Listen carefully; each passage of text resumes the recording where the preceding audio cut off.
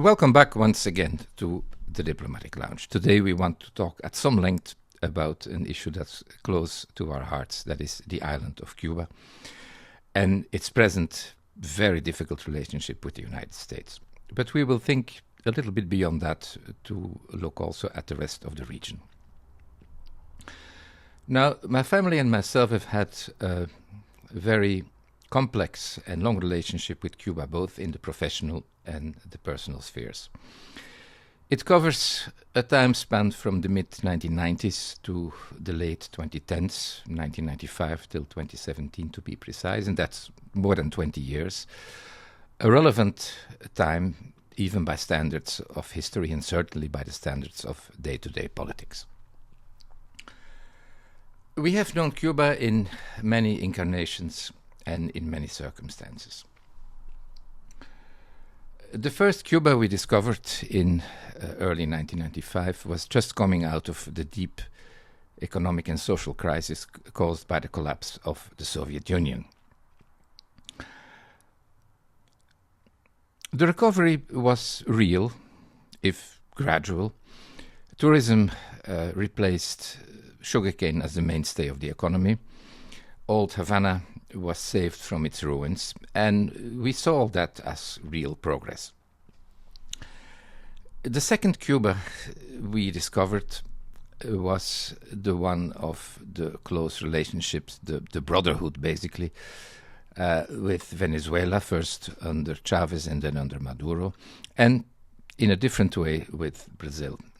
Whereas the relationship with, or the brotherhood, we should say, with Venezuela was based on the hope, the illusion that a society and an economy driven by slogans could survive in the long run without any major changes.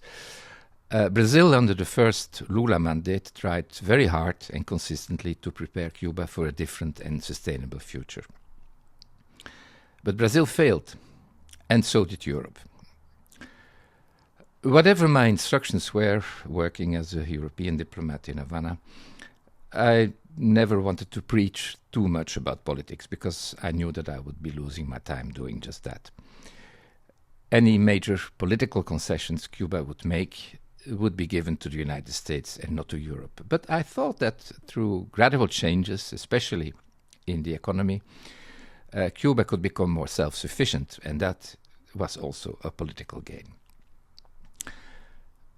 As somebody who has tried personally to convince the Cuban government to introduce changes, especially in agriculture and food production, I have to say that it is completely unacceptable and difficult to understand that an island blessed with a tropical climate, a fertile landmass, and somewhat underpopulated by European standards, cannot feed itself. That is a serious lack of governance and making all kinds of wrong decisions over the last half a century.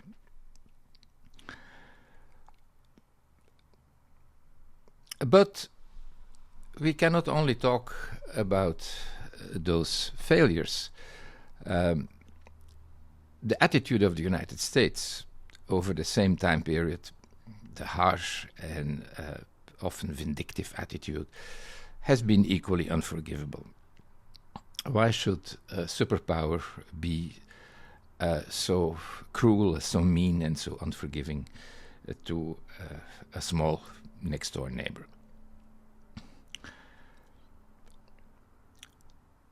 The third Cuba we knew, for a short time, unfortunately, was the one of reconciliation with the United States, of diplomatic recognition. And that brought, apart from some welcome changes for the society, a commodity that people need as much as bread, hope. The Obama administration elaborated somewhat on openings that existed in the US embargo legislation, even at the worst of times. I know also from personal experience that it was possible, for instance, doing some not too demanding paperwork to import medicines, even from US manufacturers. And another loophole in the embargo allowed for food imports from the US, because most of the embargo legislation is based on federal reach, but exceptions and exemptions at the state level were possible. And so it was, for instance, that even before Obama, and certainly even more after Obama, lots of foodstuffs were imported from the United States. Enormous amounts of frozen chicken, for instance, were imported from the state of Georgia. Now, during the Obama years, we saw many delegations of US Congress visiting Havana.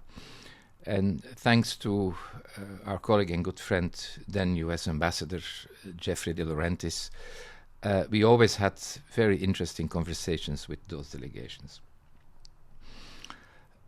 One senator who impressed me deeply was Senator Patrick Leahy, a Democrat from Vermont, who only recently retired in 2023, I think. He had taken an interest in the case of one of the Cubans that were imprisoned for long sentences in the United States for espionage, while his wife was stuck in Havana and desperately wanted a child.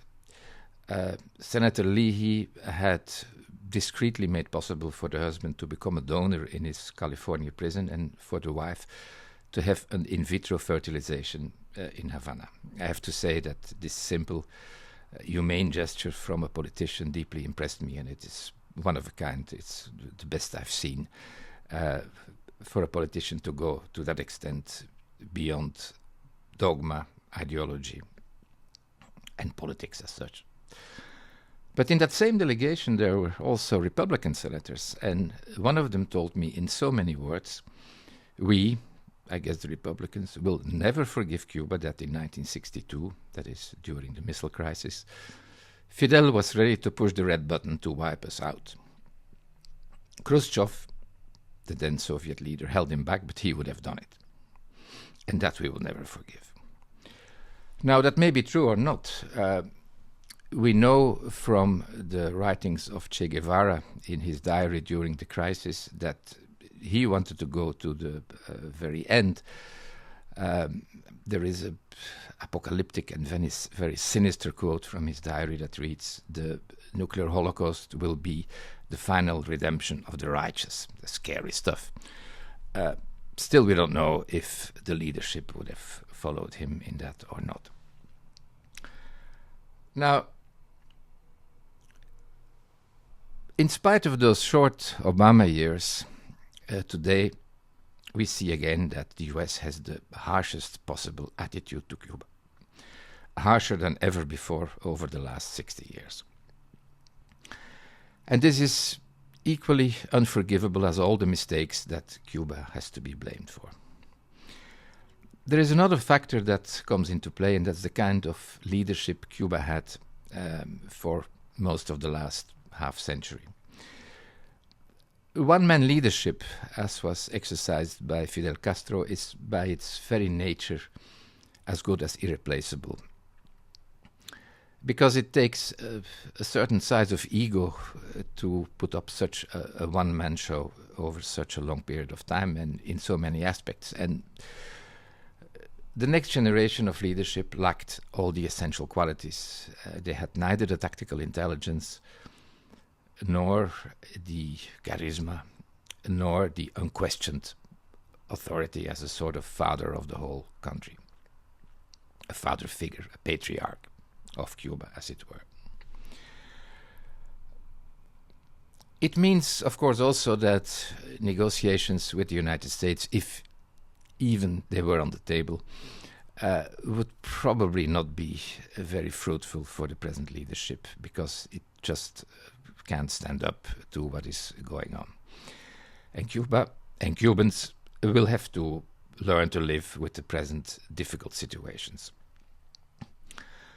I want to go a little beyond Cuba, though, to comment also on the entire attitude of the Trump administration towards Latin America. After all, this attitude is not very different in substance from what has been going on since at least the 1950s, the early CIA, Allen and Foster Dulles, Nixon, Reagan, Kissinger. The difference is that there was a somewhat more gentlemanly talk and attitude, whereas now everything is so vulgar and so ignorant. But the essence of the United States trying to stop Latin America from doing its own thing was always there and is the same. Cuba maybe has not even seen the worst of it, because other countries were downright successfully invaded, successfully from the US point of view, leaders assassinated, etc., civil wars supported by the United States, and so on and so forth. The US tried to invade Cuba once, it failed, and after that there was some kind of shaky modus vivendi, we should say, but that too is now coming to an end. Beyond Cuba, I think that the entire Latin America should wake up and resist the present US ambitions and attitude towards the region. And there is a very beautiful song I recommend, recently recorded by a Mexican artist and singer, Jimena Castro, called Manos Blancas, which should almost become a kind of resistance hymn for the entire Latin America. Please check it out. If you understand Spanish, you will see that it's beautifully written and beautifully performed, and it really touches the essence of the present situation.